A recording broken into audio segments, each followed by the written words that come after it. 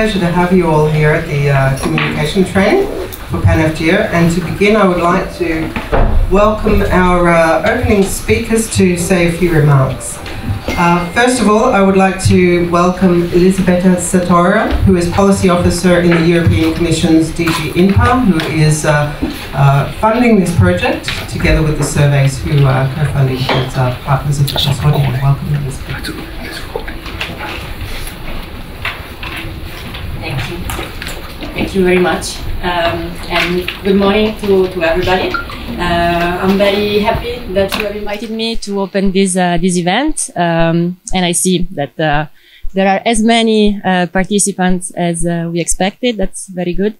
I would like to welcome in particular the president of the Organization for the African Geological Surveys, Jean-Claude Guillaneau, BRGM, project coordinator for the PanAfGeo project. I see there is David Koza from the South African Council for Geoscience. And next to me, of course, Geological Surveys, who has also facilitated a lot this whole program. So it's the end of a very busy week for me, for the colleagues from the European Commission who have been here with me. And I have to say it's the first time that the European Commission has been present in mining in Daba. It was a very fruitful week, so I think that we want to come. It has been really interesting to be there, but also I think that we have accomplished a lot and quite some progress in our wish to be in a closer partnership with Africa, especially in the sector of critical raw materials and mining. It is maybe a bit a new sector for the European Commission. The cooperation between Africa and Europe is, of course, not new. The European Union has been supporting Africa a lot in the last many years. PanAfGeo is just one of the many examples that we have. We have a lot of things in common, geographical proximity, history, value, but maybe the interest and the attention to the mining sector for the European Union is a bit new.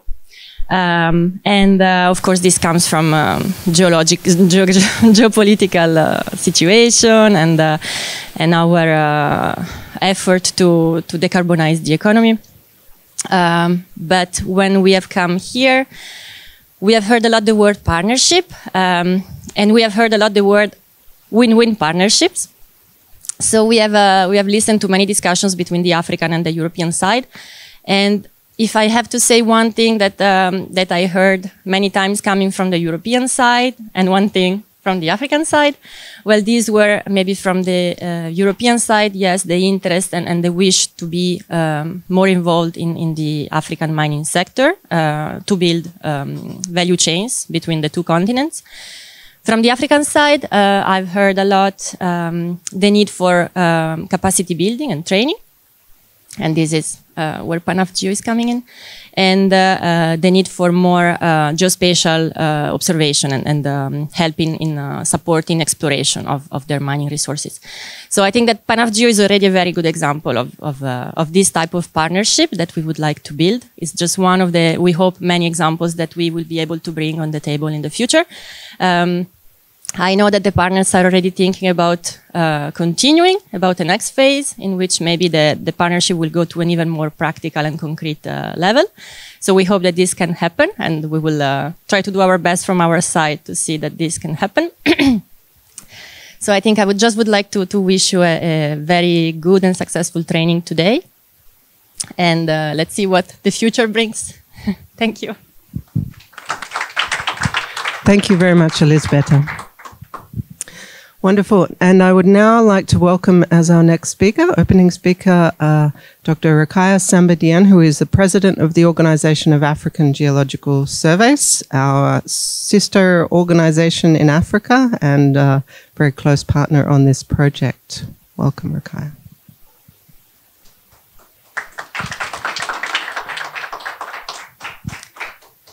Thank you, Julie. It's a pleasure to be with you today.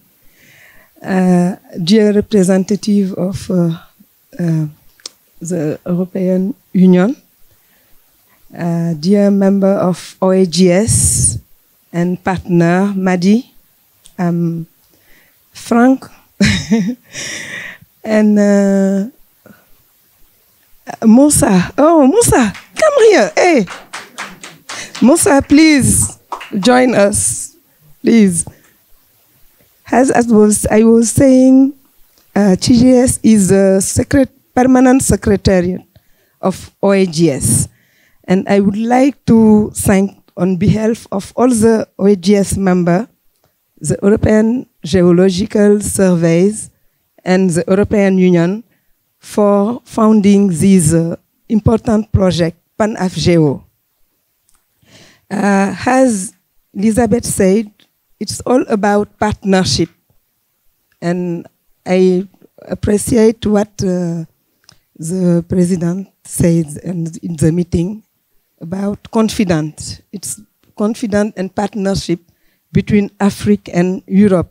And I'm pleased to inform that we have just signed an MOU with the African Union. Yeah.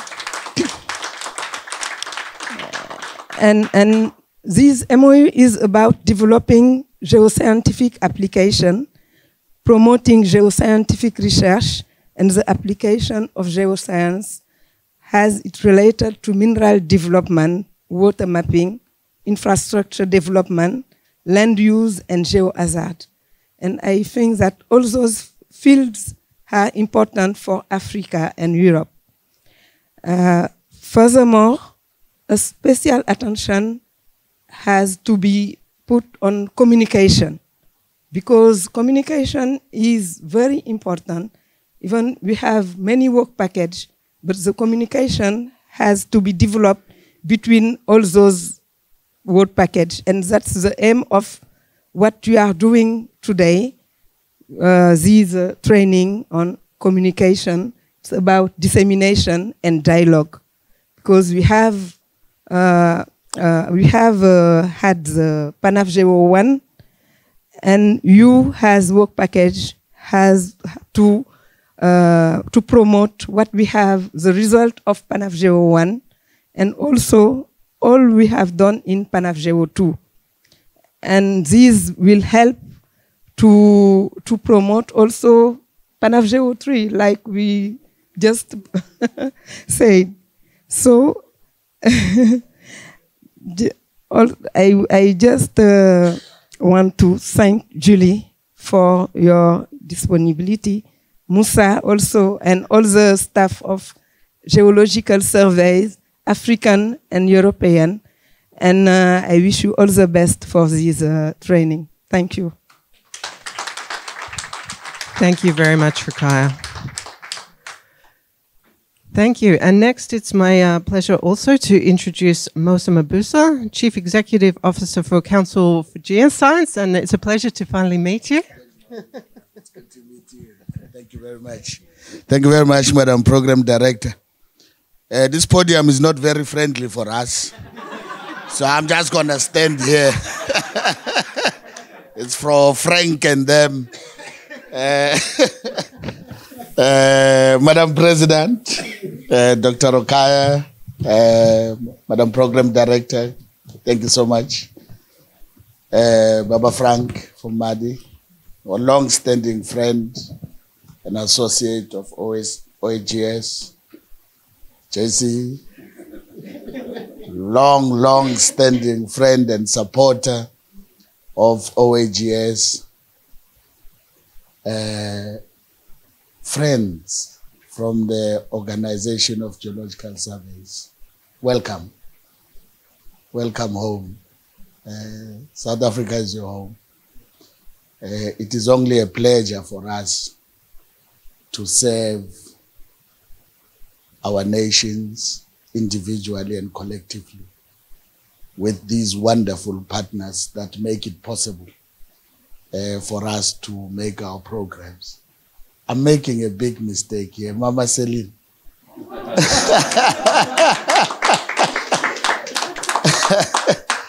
Now, Mama Celine is the mother of, one day you will understand. She says she has brought a daughter. She doesn't know how much competition she has. These poor things with all the other siblings she never knew. Welcome home. I just have to say for us as the OAGS that the timing of this session has never been more impeccable. Individually, geological surveys do a wonderful job. The one thing I know about geologists is we are very poor at communicating what we do. And it is our greatest enemy, because those who support us don't understand what we do. And then we try to communicate to them like geologists, and then they don't understand even more. The national treasuries and finance departments don't give you money because you talk to them like geologists. And it's very important that we learn to decode the fantastic geoscience work that we do and communicate it in a way that it can be consumed as readily as possible by members of society, by leaders of society, and by people who make important decisions. So I'm certainly hoping that out of this workshop, we will learn from one another and we will share experiences. And I can say without fear or favor that the Council for Geoscience is still learning to communicate. But when I joined the CGS, I found that here is a wonderful institution that is doing wonderful work, but nobody knows about it. And nobody cares what they do. So they made my work very easy because the geoscience was good. So I just had to be a chief spokesperson of the organization. And I know that you do wonderful work individually. That's the first thing. The second thing is, it has never been more important for policy making to not only be based on ideology, but science evidence. And I think as geological institutions and surveys of nations, it is absolutely quintessential that the work that our institutions do find expression in directing appropriately the path of development that our leaders choose, because it must be based on science and the evidence of science. And I think increasingly, when I look at the multilateral platforms, they have all structures on finance, military, and everything else, and none of them have structures on geosciences. And I think it's a pity. And quite frankly, I think it's a great failure that geoscientists are not involved in the debate of climate change. It is run by Franken politicians who know nothing about geoscience. It's a pity. Now, we have got to position ourselves to shape and direct the geopolitical narrative based on facts. Now, when I see politicians say we will reach net zero by 2050, I think it is impossible. But none of us are telling them that, geologists. Do you know why it's impossible? I'll give you one example. Since we started with industrialization, we have consumed 700 million tons of refined copper. In order to reach net zero, as we contemplated, we will need another 700 million tons in the next 27 years. Where is it going to come from? It's impossible. This policy, it's a dream.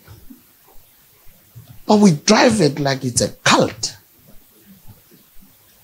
And the geoscientists are quiet. So we are complicit as geoscientists in the failures of the policies that our nations, our regions, and our world makes. Because we are the ones who sit back and say nothing with the knowledge that we have. Now, what I hope is that coming out of this is that as geoscience communicators, we'll begin to have a much greater appreciation of the importance of the work we do Here at home, we have a theme. We say geoscience is a fulcrum for human development. There's nothing the human development path can go without geosciences. And I'm glad that in concluding the agreement with the African Union, as you heard my president say earlier, it covers the fundamentals of development: water, infrastructure, land use, minerals and energy, amongst others. Those are the most fundamental things that Africa and the world needs today. When they talk about critical minerals, you've got to know what you have. Your nations must know what they have. Because when you know what you have, then you can manage it. But you can also negotiate better. Now, you can't negotiate when you don't know what you have. So how come you don't have budgets? It's not your CEO's fault. It's the communicator's fault. But lastly, I really want to thank Madam President. You know, in case you ever doubted the leadership of a woman in institutions, there's nothing better than a woman on top. And thank you, Madam President.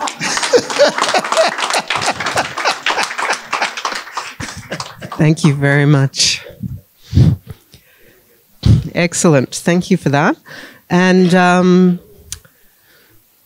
I would now like to welcome Jean-Claude Guillaneau to give our final opening speech. I'll just... So, bonjour à toutes et à tous. So je vais continuer en français parce que PanAfGeo est un programme qu'on fait en anglais, en français et en portugais. No, it's a joke, I will continue in English. But still, PanAfGeo has to be in the 3 languages of OAGS, and it's always important for us. So I am very pleased to be there today because, as I said, Mosa and Julie and Rokhaya and Elisabetta, so we are here between colleagues, but often between friends, and friends that we know each other since a long time sometime. Yeah. So I am from the General Direction of BRGM, which is the French Geological Survey. And we have the honor to manage PanAfGeo together with Nicolas Charles, who is there. And myself, I will have to leave during the day. I will come back at the end of the afternoon. But Nicolas will be there. If you have any questions for anything regarding PanAfGeo, Nicolas is a guy to speak with. So I would like to introduce briefly the overall program because so most of you knows well PanAfGeo, but in fact maybe not all the aspects of the project, and we feel that it could be of interest to go further. Okay, so it's a program which is in fact in conjunction between the African Mining Vision, which is supported mainly by the African Mineral Development Center, but by the African Union, generally speaking, and in Europe. So we have the Green Deal, which is very structural for all our activity, research program, and development. And when we speak about energy and so on, we speak in this consideration and also in terms of critical mineral, as said Mosa just before.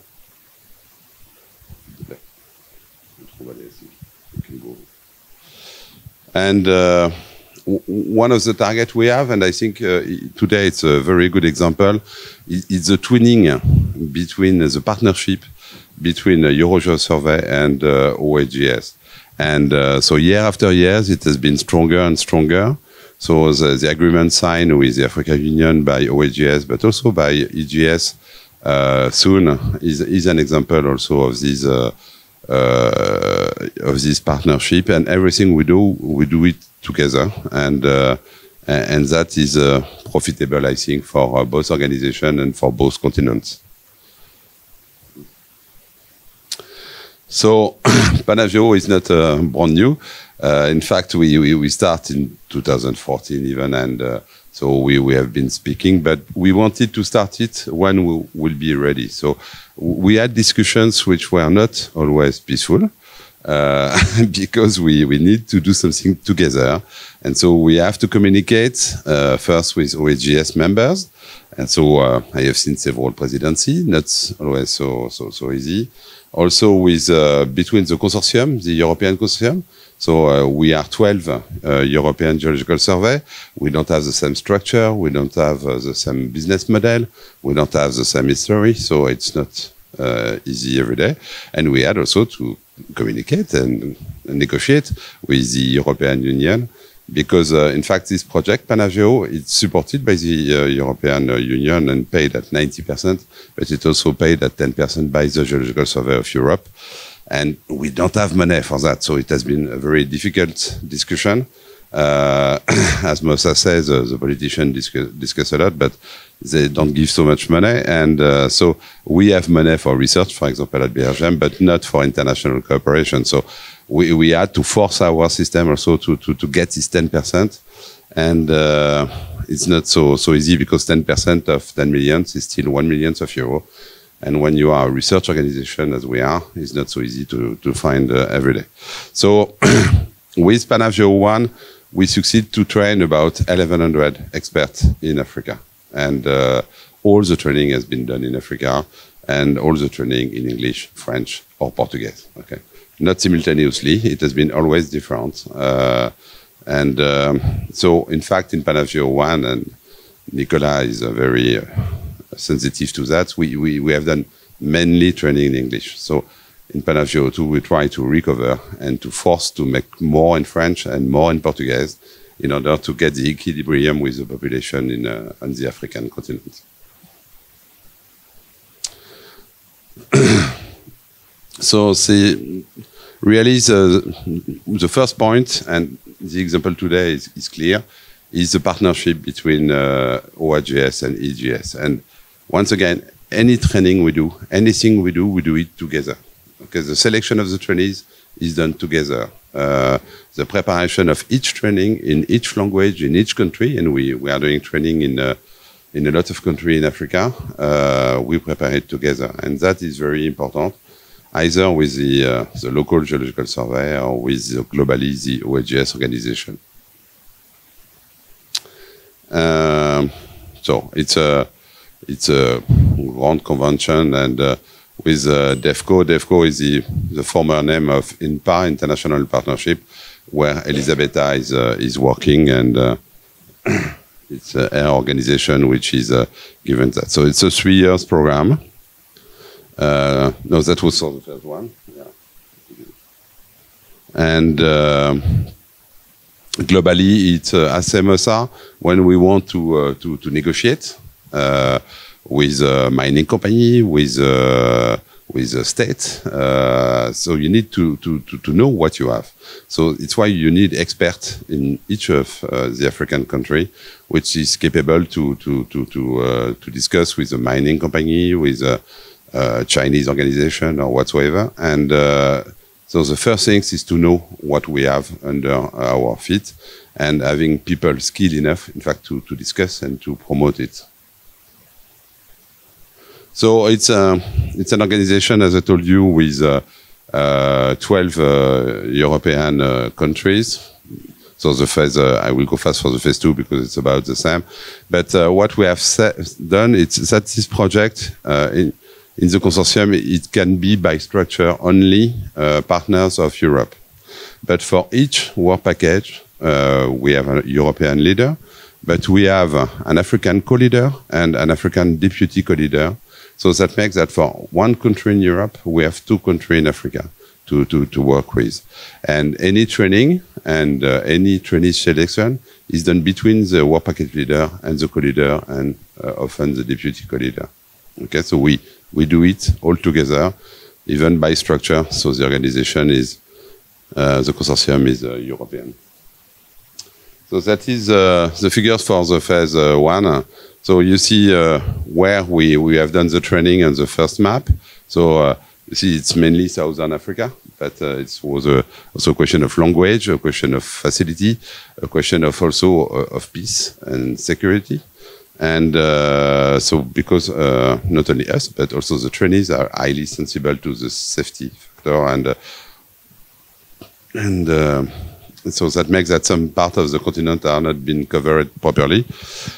As I said, so 29 training in English, 11 in French, only 2 in Portuguese, because it was difficult at the time to work with Angola, for example, because they were involved in a big project and they were fully crowded. And also in Mozambique, for a while, the Geological Survey disappeared, and because of political issue, and so they come back at the end of the project. So we restart the possibilities of making training in Portuguese. But in phase 2, we have done even training in Sao Tome and so on. So we develop our training in Portuguese. Okay, so that is all the countries which have been concerned, and also because depending on the type of training, in fact, you have more or less people. For example, small-scale mining is a very successful training. It's a workshop in a few days involving a lot of people. So most of the first country you have here, it's because there were small-scale mining workshop where a lot of people were coming for a few days.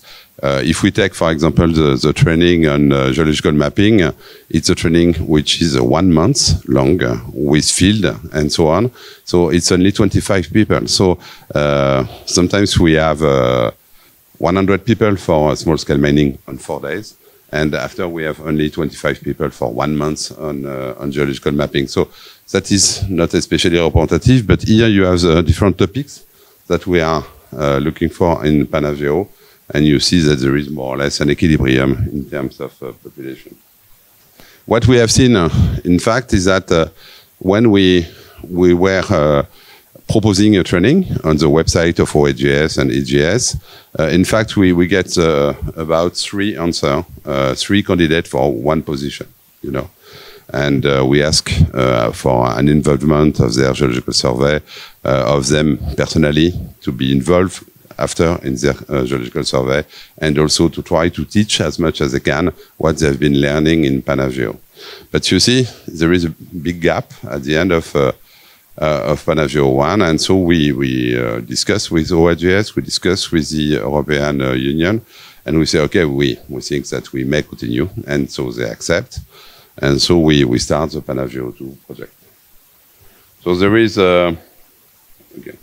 There is just a few changes, so we keep more or less the same structure in terms of Geological Survey for personal difficulties or strategy. The Finland and Sweden leave the project, but we have the pleasure to have Diene, the Geological Survey of Netherlands, with us, and they joined PanAfGeo-2, and they were not in PanAfGeo-1. So in fact, globally the project team remains the same. And so we restart with for 3 years. And the structure, I will not enter into details, but here you see that even if some country changes, we have always a co-leader and a deputy co-leader, so 2 African countries working systematically with 1 European country. So LNG here is a Geological Survey of Portugal, and GEOS is a Geological Survey of Denmark and Greenland, and PGI are the Polish, and so on. So we maintain and we reinforce, in fact, this global organization. So here, what is schedule?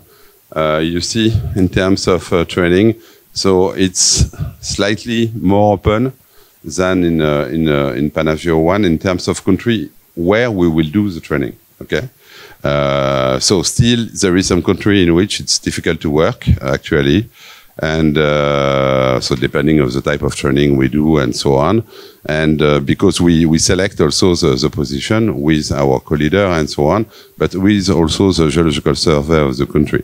For example, so we work closely with the Geological Survey of DRC, but they just restart recently, so it's a small team with Professor Dana Campata, and So it's difficult to organize something in DRC today. But we may organize some other type of event, not only workshop, also to support the Geological Survey of DRC, which is clearly important for all of us. And so it's very open. So even if during a while we have done a lot of Zoom, as everybody, we maintain everything. So there is a gap between the end of PanAfGeo-1 and the beginning of PanAfGeo-2 because of COVID. But so we are also open on a lot of organizations, for example, UNESCO, who is doing now training with us on geo-heritage and especially geopark. So they come with us, with the team of trainers.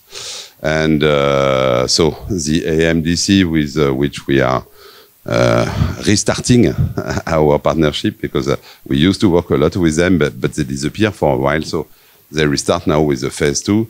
And so the other organization, so since the beginning with the Geological Society of Africa, which is the former president, is the vice president of our advisory board, and so on. So the World Bank for sure, and the World Bank, the OECD, the BRGM, IGF, and so on are also members of our advisory board to help us, in fact, to conduct the project in the good shape. Because BRGM, the German Geological Survey, or BGS, the British Geological Survey, are not member of PanAfGeo for several reasons, but especially for business model.